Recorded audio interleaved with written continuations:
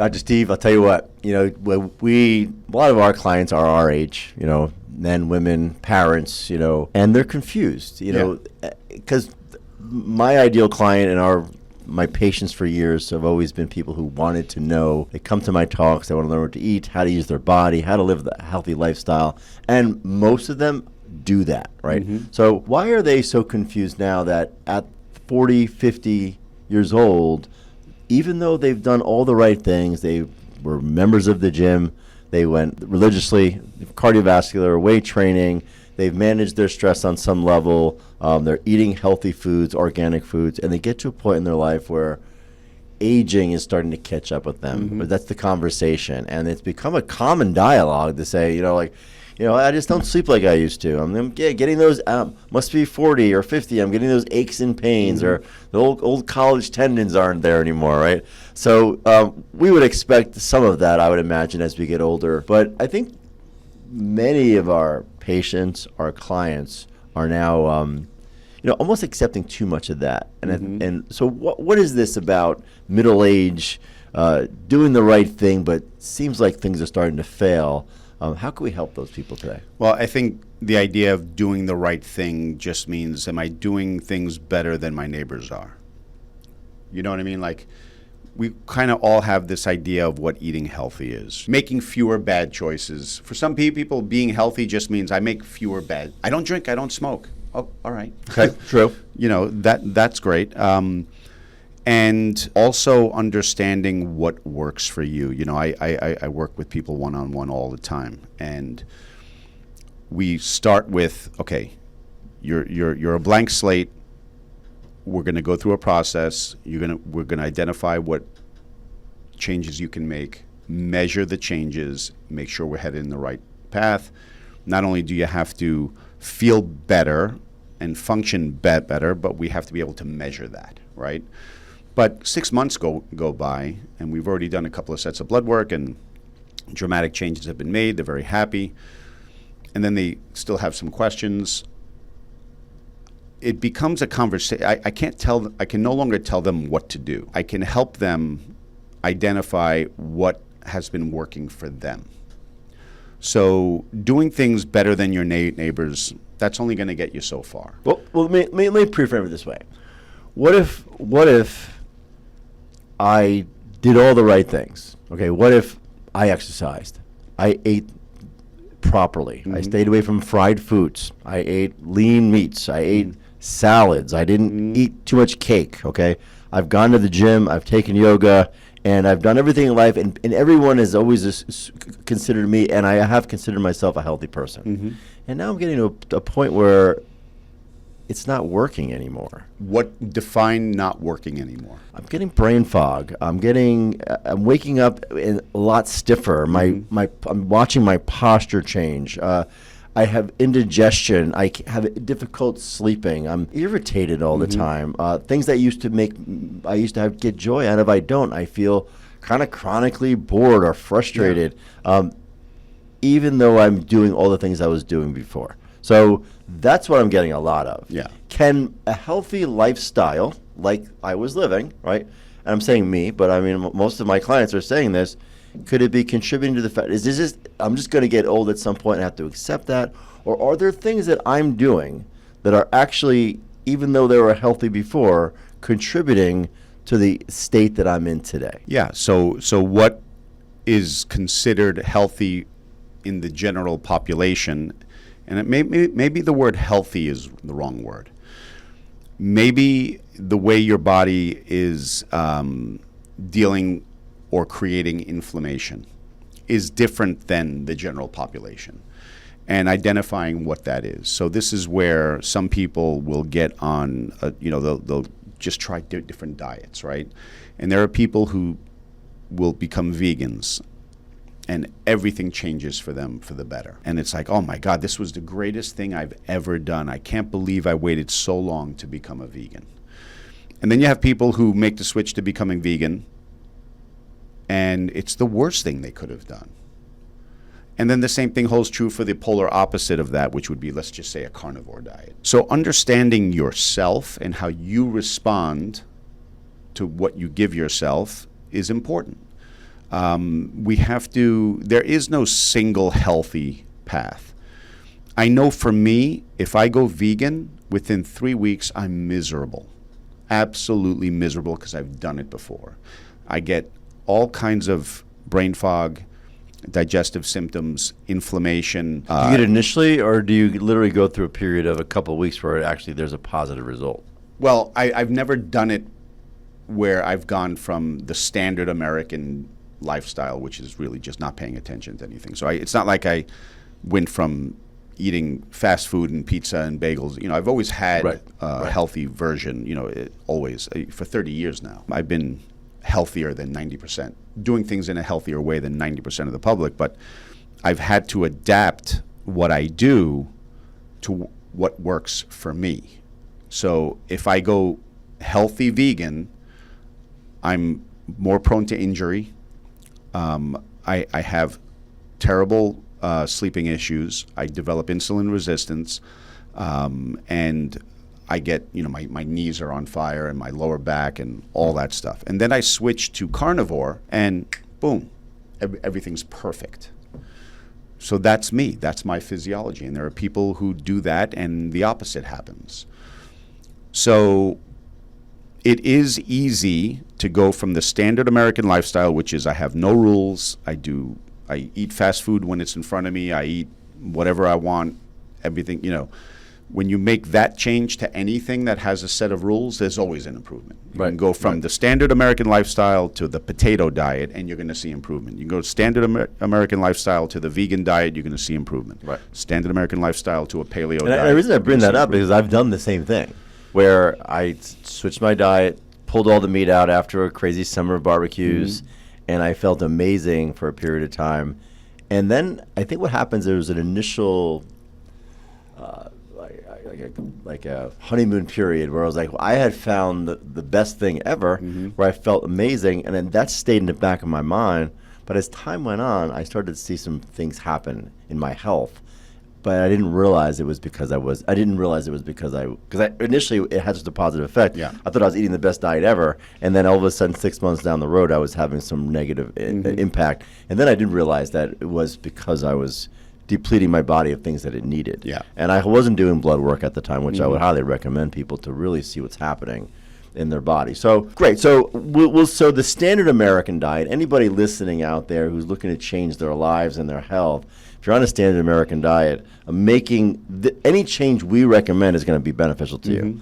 I believe. Right, so if anything, but if you're on a healthy, going from no rules to some set of rules is always going to give a positive. So a little more detail. So if you're already eating relatively some sort of healthy diet, it may not, making any shift may not work for you. So let's now talk about those people who are eating, I don't know, maybe low fat, healthy carbohydrate vegetables, protein, maybe like a zone type of diet most of their life, right? The 30-30-40 type of diet. Yeah. So let's say 30-30-40, you're eating clean for the most part. People out there know what I'm saying, and they're the ones now feeling some sort of accumulation of life.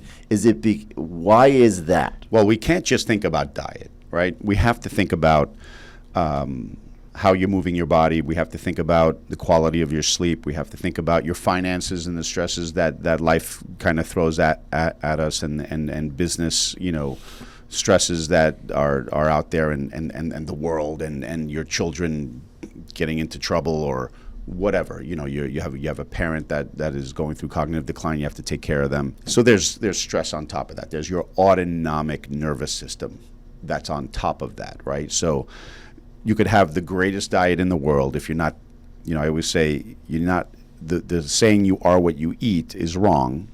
You are what you eat, digest, and absorb. And digestion and absorption requires a healthy autonomic nervous system that is not experiencing undue stress. It's funny, we talk about root causes in this metabolic conversation, and getting blood work to identify root causes. But I'll argue that and say your blood work is the result, right?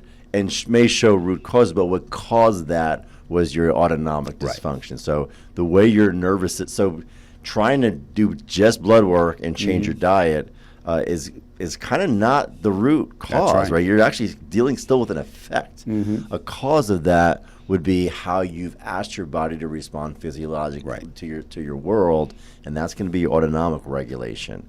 So I love that you brought that up, because I think it's important. This goes to our relationship, because I've been working with you now for 6 weeks on understanding my autonomic nervous system on a daily basis, and doing that through heart rate variability and having a daily practice and trying to dial in what works best for me.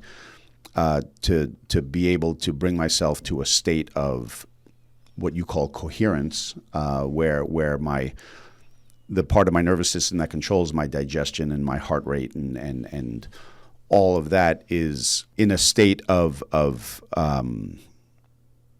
not being in hypervigilance, right? Resting. Right. So look, we always talk about the autonomic nervous system as the resting, digesting system versus the fight or flight system. You could also call it the growth, healing, and repair system to the protection and defense system. You can only be in one. It's all one system. It's one system, but you can only be in one phase. It's a continuum. Right. So if you look at it as a continuum, where we shift into fight or flight, which is very much a physiological response. We say thoughts are for the brain, so you have a thought. But then when you respond physiologically, your body goes into fight or flight. Yeah. There's blood pressure, respiration, hormones, cortisol, insulin, your epinephrine, your adrenaline, right? So it's a shift to deal with that fight or flight, but understanding it's a continuum. Yeah. So you may not be at the extreme level of anxiety 24/7, but if you're not all the way over here in coherence, which is rest, digest, oxytocin, digestive system starts to slow down, where your body's healing and responding with DHEA and creating the hormones required for healing, right? So that happens all the way over here, and you can't be in two places at once. Right. So the degree in which you're here, so my question is, if your thoughts and your feelings are driving your physiology, right, and you're down here Monday through Friday because you're just grinding it through work and getting stuff done, how much? Stop looking to your diet for the solution to the why you're feeling the way you're feeling. Right, because you could eat as healthy as you want here, but 90% of your blood flow is in your extremities and not in your organs, because that's what's going to happen over here. Right. So you're spending a ton of money on supplements and nutrition and things of that nature, but the root cause really is your autonomic function and being able to be what I call autonomically flexible. Yeah. Okay. Because my drivers, most of my clients are high-level, high-achieving entrepreneurs, CEOs, athletes, right? They're dealing with dealing in the high level, but you get really good at that when you have that flexibility. If you're living your whole life here, you're going to burn out on some level. You're not going to be able to stay in that for too long. And quite honestly, when you get to your 30s and 40s, you're starting to see that burnout. You've adapted to anxiety, but you've become maladapted to coherence, which is rest and digest. And because you're living here, you're starting to see that accumulation of your neurological accumulation into that direction. So interesting to kind of look at that and also mirror it with your metabolic function, which also has accumulated that insulin resistance and that metabolic function at the same time. Right. All going towards that fight or flight, metabolism, and autonomic nervous system function. Yeah, when I look at my life and the things that I do to stay as healthy as I can, if it were not for my wife,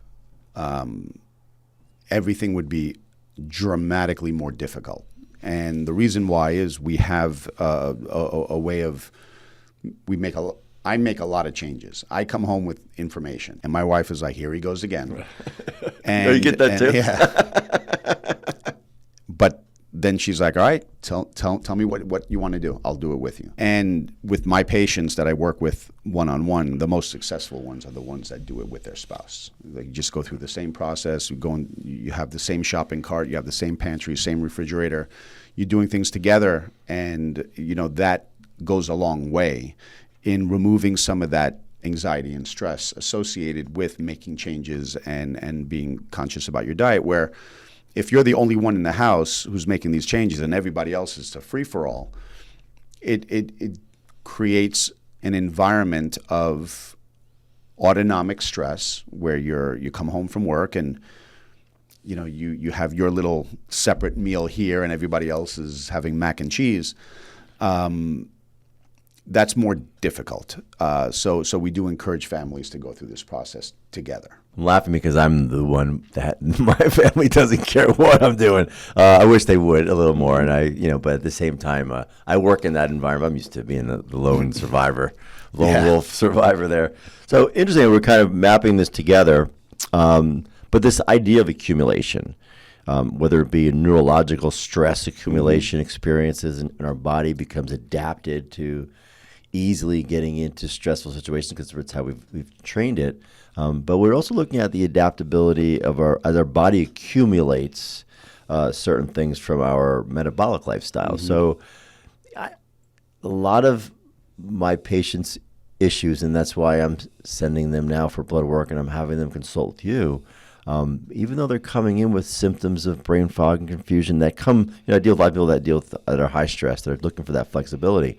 But it is their metabolic function that we're looking at as being an issue, because when we send them for blood, we're seeing accumulation of things in their metabolism that I'm noticing now as a theme. But I bet you most people don't realize that their diet has contributed to an accumulation of insulin resistance for the most part. That's really the backbone of a lot of the concerns that they're showing up for. So let's talk a little bit about that as time goes. Yeah, for those who think they're eating healthy, but may or not, or may have, they're eating healthy food, but they're not metabolically flexible. Right? Just like we talk about autonomic flexibility, their metabolism is flexible. They're becoming efficient at a inefficient fuel source, which is a carbohydrate.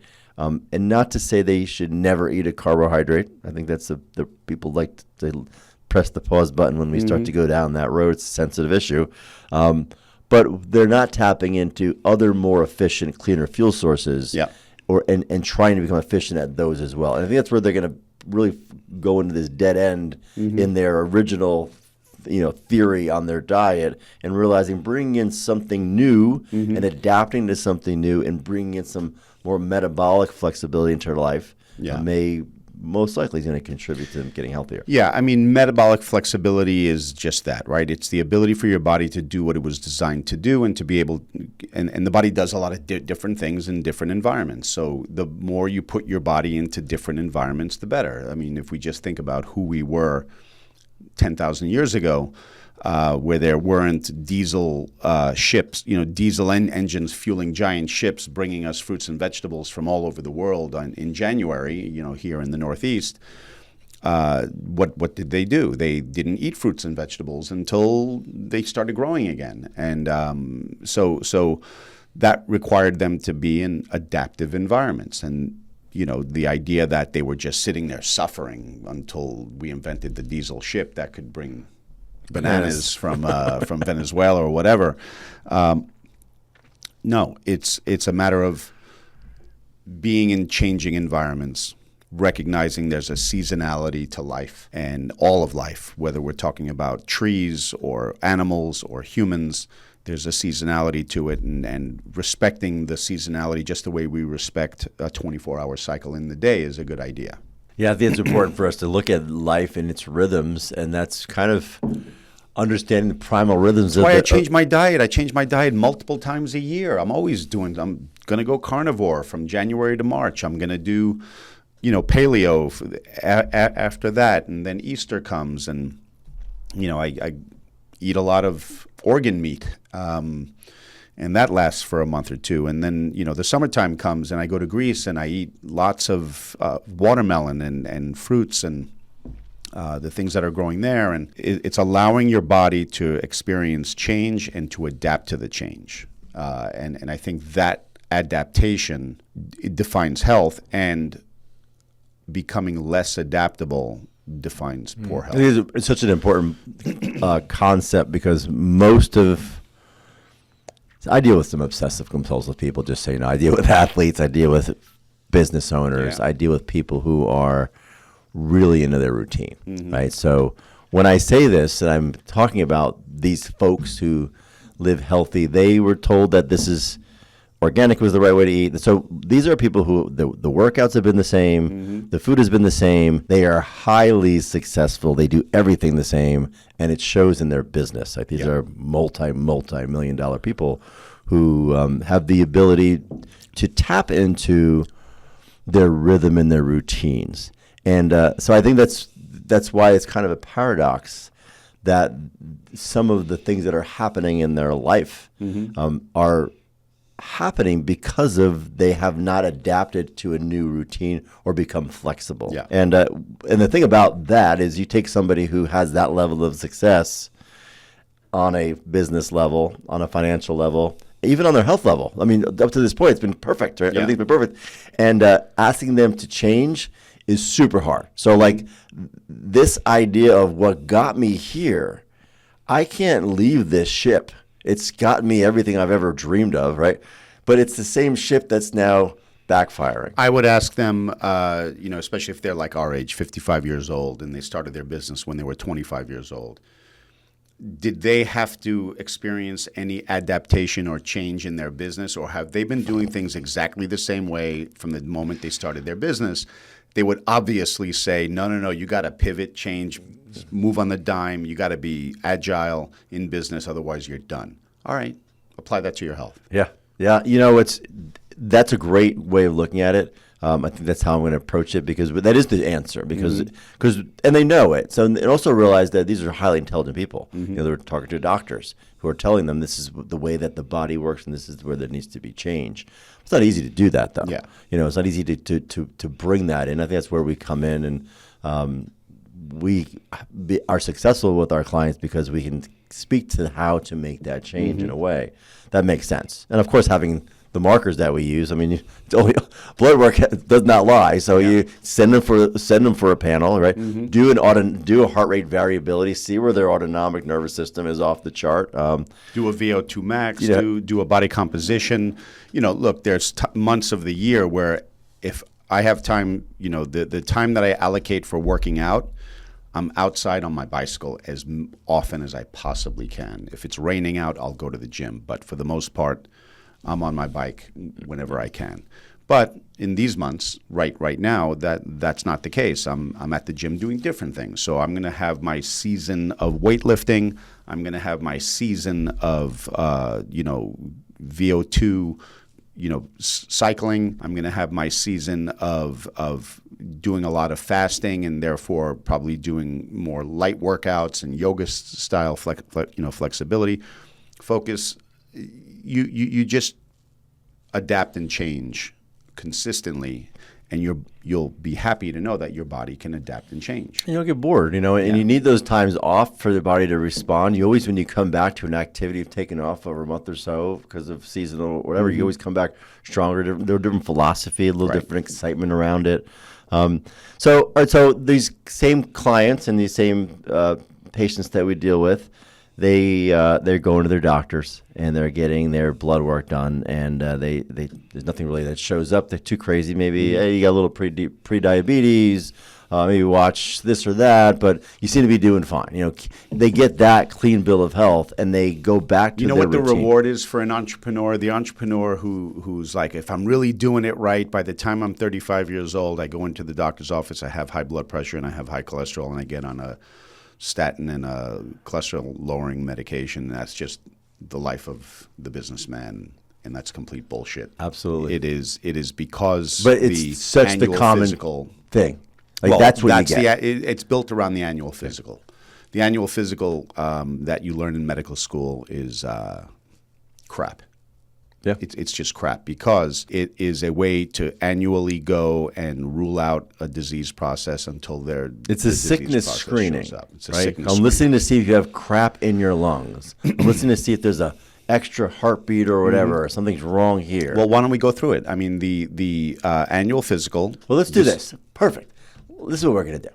I want us to break down the annual typical physical that everybody's getting and going for and thinking that they got the clean bill of health. And then we're going to go through our version of the things that you should get checked Right. if you literally want to get healthy. Right.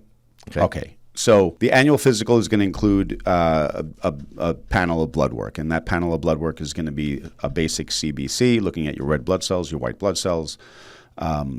It's going to look at what's called a basic metabolic panel. It's 5 markers that tell us. And a little white bit blood about cells your- are showing, they're looking to see if they have any infections. Right. The white blood cell count, I want to see if you have any, are you infected? Do you have any cancer possibly? Different weird white Leukemias, cells can react a certain way. diseases, So the yeah. white blood cell is going to show how is your immune system responding. Is it currently responding to something right now? That's what white blood cells show. Okay. And red blood cells, looking for anemia, frank anemia, et cetera. It's going to carry oxygen. How do your red blood cells carry oxygen? So Right. they're even looking for that. Well, We're looking for that. what they're looking for is something wrong with frank anemia, Right, right? right. Like you're bleeding in your gut because you have an ulcer, and your red blood cells are really low, and so that's what you're kind of Or your ruling body's out not with a making CBC. enough for some crazy sick disease Right. reason.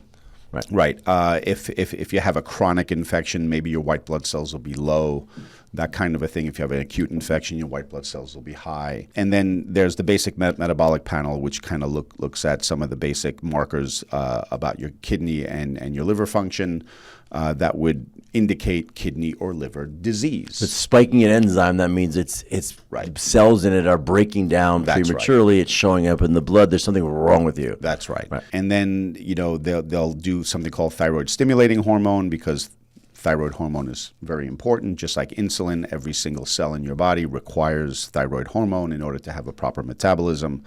And thyroid stimulating hormone tells you nothing about your thyroid directly, but it's a proxy for what your thyroid is doing. So if you're not making enough thyroid hormone, your thyroid stimulating hormone goes up. If you're making too much thyroid hormone, your thyroid stimulating hormone goes Brain's down. trying to tell the thyroid to work, so it's going to stimulate hormones that comes from the brain. It's going to get higher, even though if the thyroid is not responding, it's going to try to go even higher. Correct. Right. So so the pituitary gland is trying to right. tell the thyroid what to do. And that's how we diagnose hypothyroidism. Right. And It doesn't do anything wrong with the thyroid yet. Right? Well, if the TSH is low or high, it tells you that there's an issue with. I don't want to get too thyroid deep hormone into it. production. I shouldn't ask that question. But the point is, thyroid stimulating hormone is a screening tool for thyroid function. There are probably 9 different markers to tell you specifically about your thyroid, but they don't measure that in a routine annual physical. And then you'll look at lipids, right? Because heart disease is the #1 killer in the United States, and we associate heart disease with lipids, fats in your blood that can result in that are believed to result in heart disease or poor flow of blood through your arteries, specifically your coronary and your cerebral arteries. Cholesterol's gotten a lot of Yeah. information these days, and they say that a lot of that comes from, and most of the population thinks their cholesterol comes directly from the fat that they eat in the food, which we're finding isn't true, but that's a misunderstanding as well. So people are confused on that. But just to go ahead. They'll check your fasting glucose, just to see if your fasting glucose is elevated. Perhaps there's a process going on that would make them want to dig deeper into whether or not you have prediabetes or diabetes. And so that would be basically the extent of the blood work. And all of those things have a pharmaceutical counterpart, right? So everything there is a screening. So even the pre-diabetes and diabetes. Well, it's also a screening for if there's something the doctor sees in that screening that makes them want to dig deeper, they'll order more. Okay. To say, all right, what's going on with the kidneys? What's going on with the liver? What's going on with the lipids? What's going on? You will, but if you pass the screening, there's no reason to do anything additional. Because you passed the screening and now you're not no sick. pathology. You're not sick that day, and you leave and you say, I'm healthy. Right. What's wrong with that? So that's just the blood work. Now, What's again- wrong with the fact that are you healthy? Or you're just not sick. Oh, no, you're just not You're sick. just not sick. Right. So there's Correct, a difference. correct. So I want to be able to understand that, healthcare is really a screening for sickness. And if you have a sickness in the medical world, then they're going to give you some medication. And most likely that medication is just to balance out those numbers. You're now basically, it's not meant to correct anything. It's not meant to get to the root cause. Root cause at all. So now, if anything, you're probably on some sort of medical subscription Yes. for life to manage that particular marker pharmaceutically. Right. And not much is really thought beyond it. There's no root cause of why that number is high. There's no other markers done to really look at to see how you can correct Your that. nutrition or right, correct. So that's there are 12 different forms of anemia there's probably 30 different forms of anemia, but 12 main causes of anemia or types of anemia, and then the cause for each of those you would have to dig deeper into what that could be.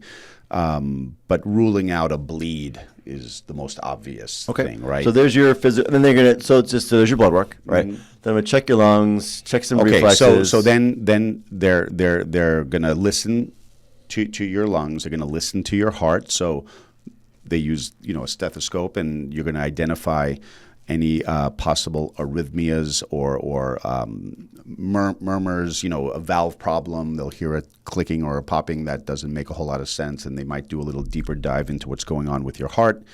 Again, looking for a disease process with your heart. Something is structurally wrong with your heart. And then listening to your lungs, making sure that they're filling up and that there's no rattling noises indicating some kind of obstruction like COPD, common in people who smoke or have asthma and allergies and things of that nature. So they listen to your lungs. If you have an infection, listening to your lungs is important. If you have any chance of pneumonia, right? But if you have pneumonia, you kind of don't feel well. Then they'll feel your abdomen, right? We call it palpation, where if there's an enlarged spleen or an enlarged liver because there's a disease process causing that, they can feel that.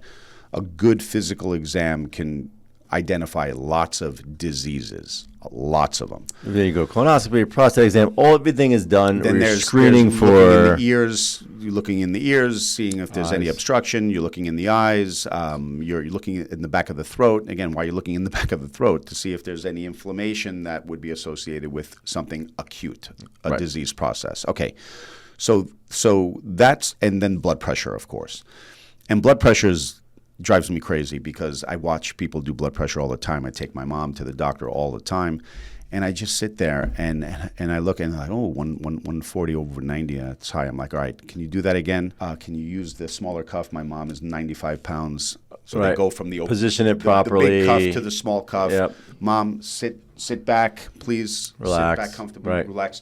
Let's make sure your arm is supported.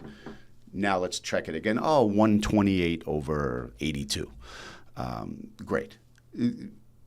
Blood pressure, I also make sure that my mom goes to the restroom. When you have a full bladder, it can affect your blood pressure. Having, being relaxed in the waiting room for 5 or 10 minutes before you had your blood pressure checked is also a good idea. When I get my blood pressure checked, I literally go into my breath process. I put myself, I game everything. I'm the kind of, my blood work is, everything's, I'm competitive. And I literally calm myself down, and I want to get a great blood pressure. Right. I want to get a great pulse rate. I want to I want to game it, right? Funny. Every one of the things that I just mentioned, the cuff placement, the cuff size, the back being supported, arm being supported, not having a full bladder. If you add those up, it can mean 10 points. 10 points. Or more. It's higher for your blood pressure. And so the most common result of the annual physical is you're going to get on a blood pressure pill and you're going to get on a statin drug to lower that LDL cholesterol. That's the most common thing that happens. And what that does to a young person, a young male or female in their early 30s, just getting their life started, is a life of polypharmacy. Yes. It's like, the doctor gave me a solution to my problem. And my father took blood pressure pills, and I guess everyone in the office seems to be having the same issues. I'm growing up. Yep. I'm growing up, and that to me is a nightmare because now you're on blood pressure and statin medication. You're 32 years old, and now fast forward to 42, and 10 years have gone by, and every year you get your clean bill of health from your annual physical, but keep taking your drugs because there's no reason to get off of them. And then here's something, and now you have something. Right. and that's kind of ridiculous. Yeah. When And that's healthcare. Yeah. And we say healthcare because it's not healthcare; it's sick care. When you give sick care to a society as healthcare, you end up with a Right. very sick society. People think that's how you get healthy. So let's flip the script. Let's talk about how we approach it. Our examination, what that would look like optimally for our clients, and what we test them on. Yeah. So Starting with the blood work markers. yeah, so with the blood work markers, we're going to order a much larger panel. And a lot of people will say, is that panel, too expensive or insurance, my insurance is not going to pay for it. And the truth is, yeah, it's true. Your insurance probably won't pay for your vitamin D if we don't have a reason to order it. Maybe your insurance won't pay for 9 markers to tell us about your thyroid And you health. sent me 2 days ago, and I wish I brought my camera with me. There's 14 vials, and what was cool about it is back in the day, I remember we used to have to change the vials ourselves, but all they do is it's connected to a tube. Yeah. So it was just like, one after the other. It was effortless. Yeah. And a lot of blood work, a lot of markers. But here's what's interesting is that same set of blood work that an insurance company would pay in New York and New Jersey and Rhode Island, they would pay upwards of $3,000 for. I can get in 47 states, if you paid out of pocket, you can get if we include all the male hormones and the additional cardiovascular markers that we ordered, it's going to be probably around $250 to $275. But my most common routine panel that I order is under $200. Right, and we've done that. Yep. And don't waste your time with your insurance company with that nonsense, because they're going to bill out $3,000, they're going to get paid $2,000, and they're going to come after you for the remaining $1,000 when you could have paid $200 For the beginning, for the whole right. thing from the beginning. And we don't want to talk about why that is. It just is. So contrast what people typically are experiencing in the blood work they go when they go to their regular doctor, RD, as opposed to what they're getting with us. All right. So now with us, we're going to order all those same things. The CBC, the lipid panel, we're going to look at their family history. You might order some additional cardiovascular markers like lipoprotein(a) or oxidized LDL. We might look at, we're not going to do a basic metabolic panel, which is 7 markers. We're going to do a comprehensive metabolic panel, which is 14. Give us a lot more information about liver, kidney, and electrolyte activity. We're also going to add to that some additional liver enzymes like GGT. We're going to look at uric acid. We're going to look at inflammatory markers like homocysteine, high sensitivity C-reactive protein. We're going to look at vitamin D, which is a hormone, not necessarily a vitamin, and it's very, very important to your immune system. We're going to look at thyroid markers, and we're going to order some antibody testing for the most common autoimmune disorders that we're seeing today.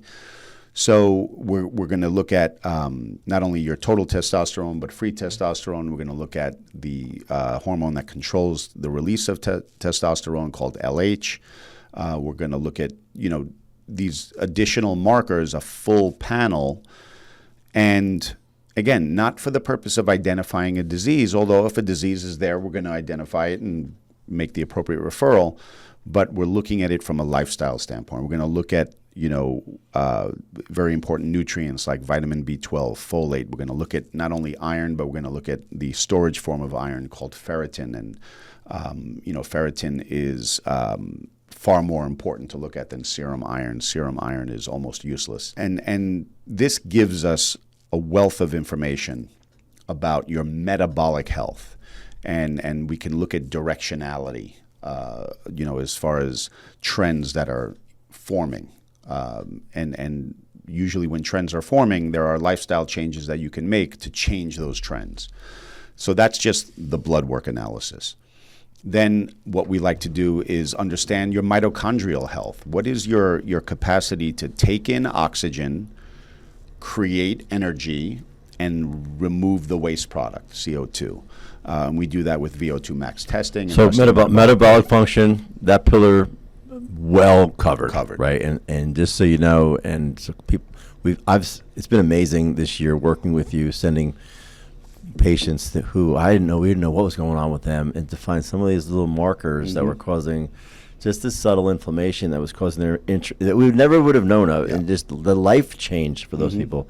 So metabolic markers. So great. So there's our one pillar. Now we're moving on to the mitochondria. Big. It's big now. Mitochondria. Everybody's talking to me now about their mitochondria. You know, they want. It's great. It's just great to hear patients and clients saying the word mitochondria. They're coming to you, and they have information. They're out there. They're finding stuff out, and they want to increase their mitochondria. It's so important for longevity and life and health. So now we're getting out of blood work, getting into VO2 max. Let's talk about that and why it should be a foundational test for anyone looking to get healthy. Yeah, I mean, it's pretty well accepted now that for the last 100 years, we've been able to measure how people take in oxygen and utilize it.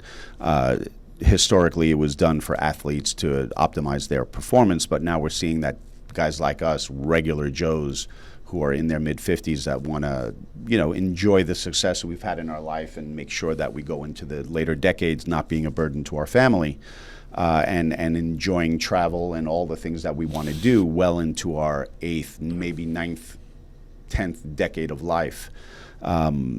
So we use VO2 max because there's no biological marker more accurate in predicting, for lack of a better term, longevity, or reducing all-cause mortality, right? So the better your cells in your body can generate and produce and store energy, the healthier you are for any disease you're concerned about. Alzheimer's, heart disease, diabetes, whatever. No matter what's in your family, if you have healthy mitochondria able to produce energy, your risk for all of those diseases, no matter what your genetic profile is better. So that allows us also to design a fitness program that's appropriate for the time of your life, for your decade of life. Write a prescription. We write a prescription for your metabolic, and the prescription for the metabolic blood work generally is supplements. There are supplements that the body uses on a regular basis, and vitamin D and NAC, things of that nature. Now you're shifting to the test that we're doing for VO2 max, and the prescription is cardiovascular exercise, increasing their cardiovascular fitness, which I don't know if I've gotten that at all whenever I went to a medical doctor, as far as prescribing motion and movement for the body, but go ahead. And then, so that would give us a great deal of information. Again, blood work plus the VO2 information is metabolic, right? Because it's bringing in the mitochondria together with what we're able to deliver to our cells and remove from our cells.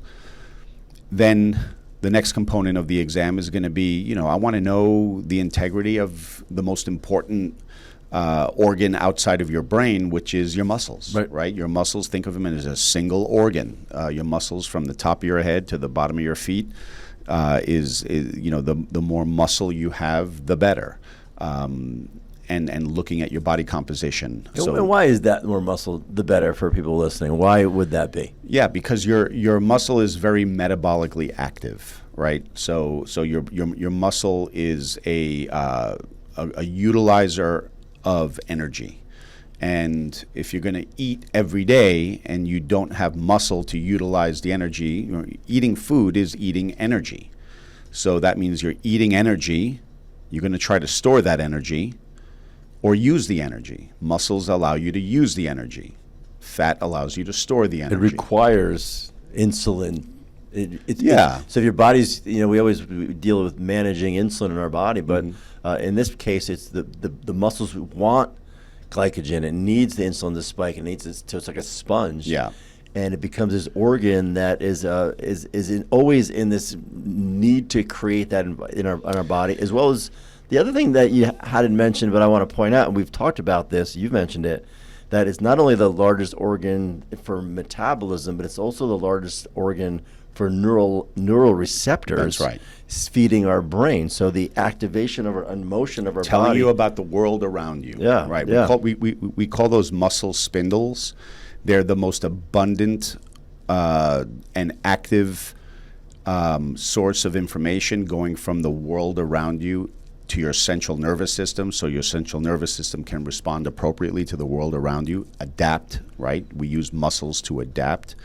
If your muscles start to get smaller and weaker, and that means you have less neural activity, less muscle spindle activity, less storage capacity for your energy, and think about it, your muscles are your armor, right? They protect you from falls. They carry you up and down stairs. They, allow you to get off a toilet bowl when you're 95 years old.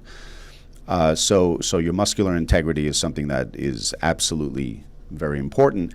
And then, so your strength, we want to get a good strength measurement and track that over time. And then the next component. That's done through grip strength? Yeah. Right. Okay. So just some testing there. Grip strength, or your ability to do a dead hand, depending on the person that we're talking about. And again, a single measurement gives some value, but measurements over time give you more value. And here's another prescription Yep. to activate and coordinate. How much protein should you eat? What kind of physical activities should you be spending your time doing? Just going to the gym and doing things is good, but you could be more targeted. More targeted and less, and actually more targeted and less intense, maybe less volume that you might think. Yep. And this, what we're talking about is walking for cardiovascular Yep. health. We're talking about activating muscle tissue, not necessarily heavy squats and deadlifts, Right. but we're just activating tissue as a prescription for health, right? So we have these diagnostic tools, and then we have prescriptions, right? Which is go walk, go use your body, use the animal like it was supposed to be, feed it properly. Let's talk about autonomic nervous system. Before we get off the muscles, we also want to recognize that as our muscles, so from the time you're skeletally mature, let's just say 18 years old to 88 years old, clearly you're going to have less muscle when you're 88. So we want to mitigate that loss as much as possible, because the muscles, for all the reasons we already stated, but in addition to that, the muscles pull on your bones, which if they're pulling on your bones, they tell your bones, well, they need to be stronger and thicker. So we're also talking about bone density being related to your muscular integrity, Body composition, your body composition. So and you got the that structure. becomes important. And then if those muscle spindles are responsible for the fine tuning movement of very small muscles and bones in your body, vertebrae, your spine. Well, in the absence of muscular integrity, those vertebrae are not going to be controlled as well as they should, and they will degenerate faster, and you will get arthritis, and you will get disc degeneration, and you will get... And those spinal bones are housing and protecting your nervous system, which is carrying the life force from your brain out to every cell, tissue, and organ in your body. So it all really works, the structure, the movement, the neurological function from the brain on down, and then from the muscles and proprioceptors back in, efficiency, that all has to happen. So we have metabolic health through blood work, metabolic health and mitochondrial health. Mitochondrial health through VO2. We have muscle strength. We look at body composition. You could use the DEXA scan and among other tools that we have to look at the percentage of body fat to lean muscle mass to bone density, and to kind of make sure those ratios are appropriate. And that you're not building up too much abdominal or visceral fat, which is very pro-inflammatory and causes all kinds of metabolic health issues. So again, that goes to storing energy. If you're taking in energy through eating food, even if it's not too much, but your muscular integrity is poor, and you're not burning the energy that you're taking in, and you're storing the energy, you can store some of it in body fat in your limbs, but then you start to accumulate visceral fat, and visceral fat is the deadly kind of fat. Right. So we look at body composition, and then finally it's the integrity of the movement of our joints, right? Looking at our flexibility, looking at our range of motion of our knees, our shoulders, our hips, our spine. Having the ability to have unrestricted movement is very important. Ask anyone who's signing up for a knee replacement right now and they can't bring their heel to their butt. That limitation of movement causes bone decline, joint decline, and muscular decline. And then if you were to wrap that all together, it's just a lifestyle of motion and movement and eating properly. So I guess it's a little bit easier to go to the doctor and But there's one more. Oh, I know there's one more. There's one more. I know there's one more. And the one more, of course, is your specialty. My favorite. Which is the autonomic nervous system. It's the tone of your life. It's Right. a tone of your nervous system throughout life, which Right. is going to really be the over. And we've done it in our office with the straight heart rate variability. We've done it as a measurement and tool. We've done it. I use heart rate variability, different technology instantaneously to train people's nervous system. But the reality is, we talk about root causes, and the tone and your brain and how it's functioning, usually overlooked for protective purposes. We don't want to, but the reality is how we set our tone is how we set our life.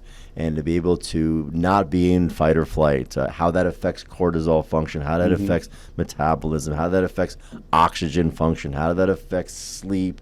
Underlying all of our life is our tone of our nervous system. Yeah. And have the ability to measure it, and then have some sort of way to become what I'm calling autonomically flexible. Yeah. I think we're all pretty good at being on this end, right, where we can know that the hammer works really well for just about everything, which has got us here, but being able to introduce coherence, right, where our body's able to rest, digest, and heal overall is important. So I'm looking at these two different exams. The medical exam, what most people are used to. And it seems a lot easier to go get a physical exam, be in and out in 20 minutes, maybe have to stop by the CVS on the way home to take whatever they're going to go, and then go back to my life. That's fine. But the reality is that's false hope. Yeah. That's a prescription and a subscription into a lifestyle that's going to only breed more sickness, disease. And you know what? Look around your office, look around your neighborhood, maybe even your family. People who have subscribed to that lifestyle, which is our American lifestyle, that's our American medical model, right? They're getting the results that they're getting, and you don't have to, right? So what if you shifted it and your examination was our examination, right? And because you got a clean bill of health, you're not sick. Great. Thank God. Well, don't go back to what you were doing. Now that's a perfect opportunity to say, let me get a comprehensive panel. What is my VO2 max? What is my grip strength? How am I moving? How do I feel? How do I feel about my life, right? Yeah. Am I walking through life and enjoying the experience, or does this experience suck, right? It's just getting worse. And I would hope that you would just pop your head up and say there's ways to live a different. If you're on this podcast and you made it this far, you probably have at least a hint or a desire to live a different lifestyle, and we're here to tell you that you can. Right. Yeah. I mean, it's funny. I was watching a documentary the other day about Teddy Roosevelt. Teddy Roosevelt was a sickly kid who... Polio? Is that him? No. He had allergies and asthma. His cousin... Franklin Delano. It was Roosevelt. Oh, I was close. For me, that's close. The first Roosevelt was born a sickly kid couldn't leave his house, had terrible asthma, and his father just said to him, "Look, kid, if you want a strong mind in life, you got to have a strong body." And he, as a kid, he just started boxing and doing all this stuff, and he became this guy who went out west and did all kinds of crazy things on ranches, and he was a big safari guy and got his health back. He was a boxer and fought in New York City and up at Harvard. Just a great story of health, like a restoration of a child who was a sickly kid to health, and then he becomes vice president and then president of the United States and all this stuff. And then they fast forward to the end of his life. He's in Sagamore Hill and in his bed, dying. And they didn't say what he was dying of. They didn't have a diagnosis for him or whatever. But he was just laying in bed, and he was, the doctor came and, he's dying off. And they said, and Teddy Roosevelt was dead at 60 years old. I'm like, wow, 60 years old? Are you kidding me? And the pictures of him, in those last 5 years, he looked like, he looked like he was 90. He looked horrible. He was in the wheelchair. No? No, that was FDR. Oh, that was the other Roosevelt. I think he's that bad. All right. But he's 60 years old. 60 years old. It's like, come on. But anyway, it turns out that in that last 10 years of his life, he went on some crazy safari down in Brazil, down the Amazon, where no Westerner had ever been, and he got severe malaria and whatever. So he took the accumulation of stress without the recovery, without the healing, right? So the purpose of trying to pursue a long life is to make sure that there's the stress of life causes us to adapt, but there's recovery. Right. So you have to have balance. We started this conversation talking about your clients, the high achievers who are like go, go, go, go, stress. They're high performers. Well, you keep that end of your life out of balance with the recovery. And the word balance is a tough word because I don't necessarily believe in balance. I think you go hard and you rest hard, right? So, but you got to do both. You can't just go hard and not rest at all, right? So, and that creates that flexibility. Yeah. The metabolic flexibility, the ability to adapt and recover.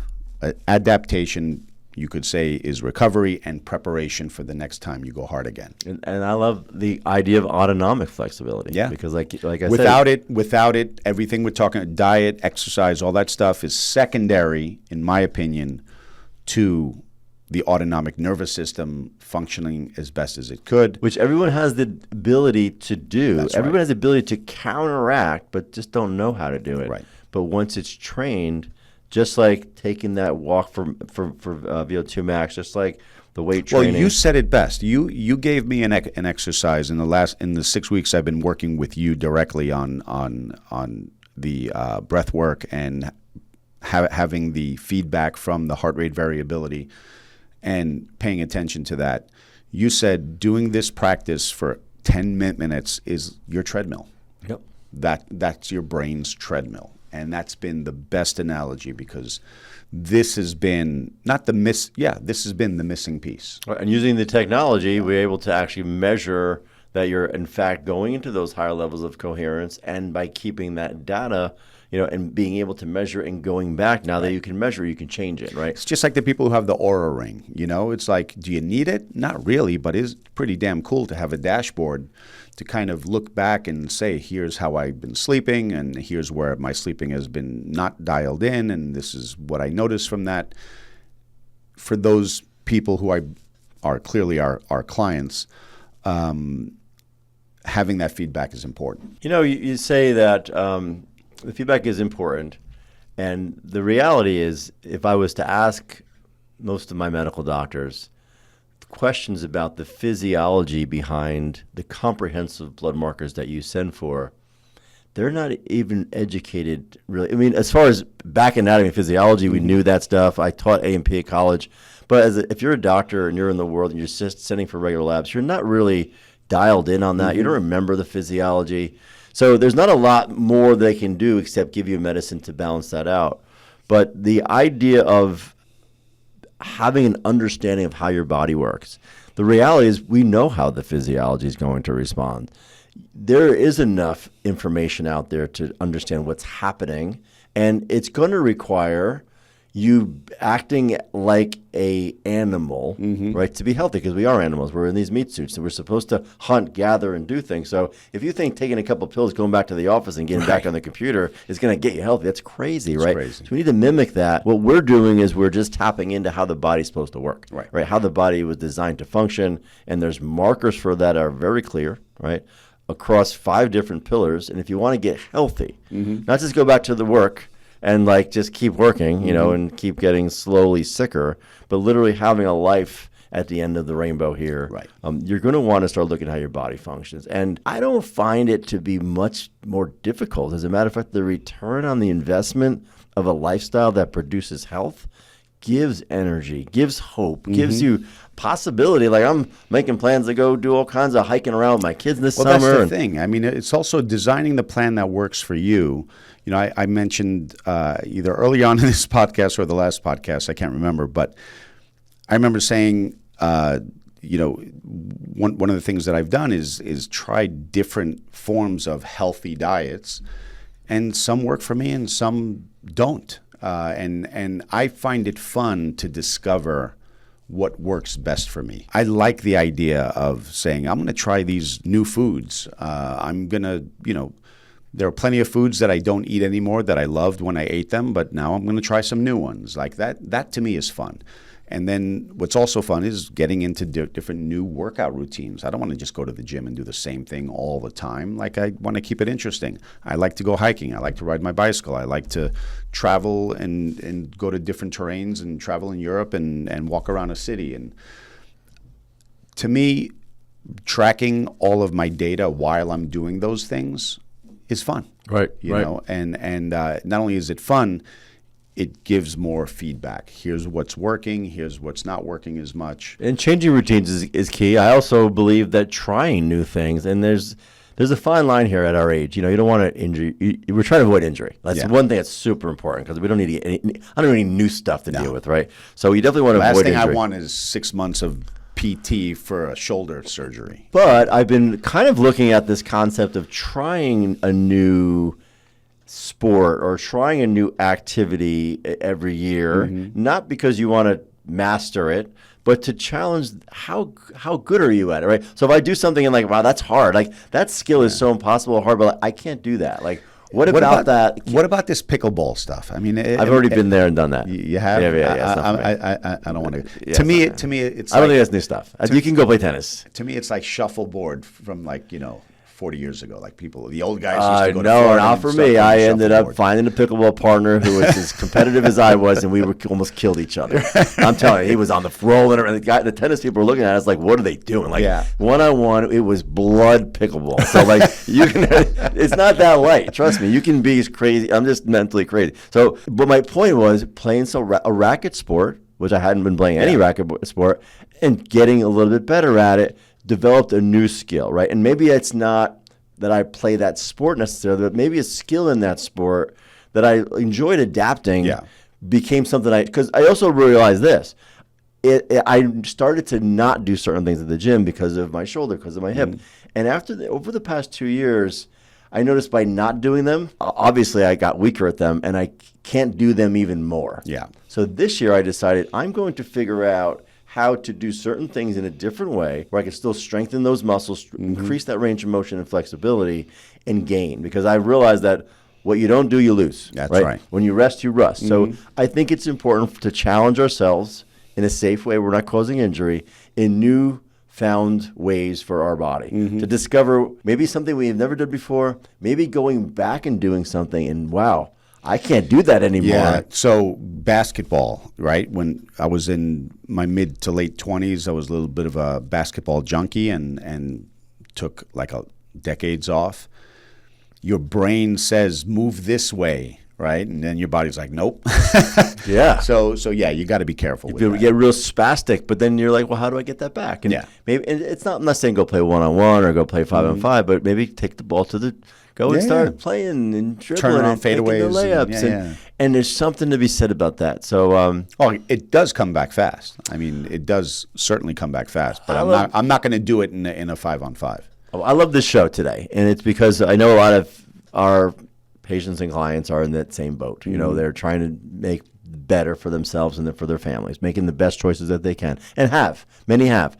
And those who haven't are also at a place where they want to start making changes, right? So both of those groups of people could start right now by looking at the way that they look at their health in a different perspective, right? Understanding that the medical field, all right, is designed for screening of sickness and disease. Yeah. And I'm going to add one more thing here, and you can say what you like about it or you can believe what you want about it. This is maybe my theory. The pharmaceutical industry has always been a for-profit business, and they've been slapped on the wrist many times for a lot of shady practices because it's all about the money, right? But we've always had that buffer of our medical doctors, right, who are our trusted medical doctors who take care of us. And they were always like, well, they'll give it to us if we need it, but not so much, right? it seems to me that my favorite doctors, my single practitioner doctors who are a little bit unique and not along with the system, are fading away more and more as private equity is buying out these practices. Right. And I'm not speaking to intention. I'm speaking to business, right? When the medical doctors are just as interested in the for-profit as the pharmaceutical companies are, where do we go? And don't kid yourself. That is exactly what's happening right now. Yeah. And they're getting bought out by private equity. They got to keep those prices high. They're going to do lots of extra screenings. They're going to look more for sickness. They want more people on that subscription model, right? So more important than ever, please wake up and start to realize that there's two different ways of dealing with your health. One is looking and screening for sicknesses, and when you do, getting on medications. And one is trying to avoid that as much as possible by learning how your body really works. And I think we really mapped out a screening physical model for people today, and I hope they take us up on that. Yeah. All right. All right, cool. Great week. Great show. Have a great week, Doc.